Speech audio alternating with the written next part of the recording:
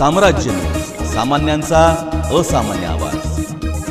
हैदराबादकडे निघालेल्या बलकरचं टायर फुटलं आणि महामार्गावरील दोघांना उडवत ते थेट विरुद्ध दिशेला गॅरेजमध्ये घुसला। यामुळे जीवाच्या आकांताने आरडाओरड सुरू झाली। मार्केट यार्डपासून 1.5 किलोमीटर अंतरावर ही घटना घडली।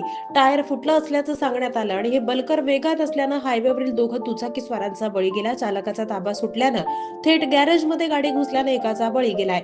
बलकरमध्ये अडकलेल्या मेहता यांना काढण्यासाठी पोलीस प्रशासनाला मोठी मेहनत घ्यावी लागली। आजूबाजूचे पत्रे हटवावे लागले। जिल्हा परिषदेचे प्रशासन अधिकारी विवेक लिंगराज यांचा यात बळी गेला असून सोलापूर जिल्हा परिषदेतील कर्मचारी संघटना, विधिज्ञ, सांस्कृतिक, सामाजिक कार्यक्रमात त्यांचा मोठा सहभाग असायचा। जिल्हा परिषदेच्या कर्मचाऱ्यांचा प्रश्न समजावून घेत ते जबाबदारी अतिशय कौशल्याने पार पाडायचे। प्रशासनात मोठं मानाचं स्थान त्यांनी मिळवलेलं होतं। त्यांच्या जाण्यानं जिल्हा परिषदेमध्ये एकच हळहळ व्यक्त होती।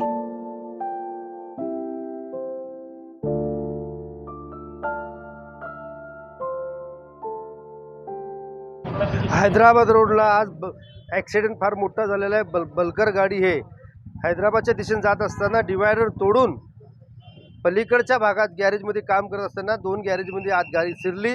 त्या ठिकाणी 3 लोकांचा मयत झालेला आहे।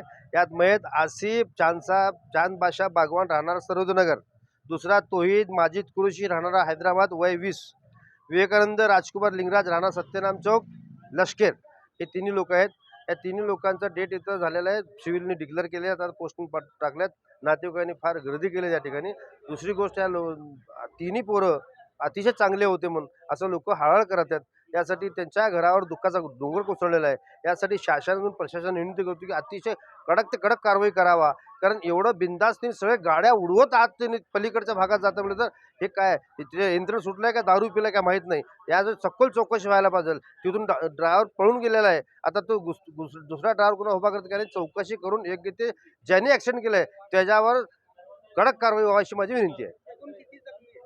8 लोक जखमी आहेत आतापर्यंत, 3 लोकांचा डेथ झाला।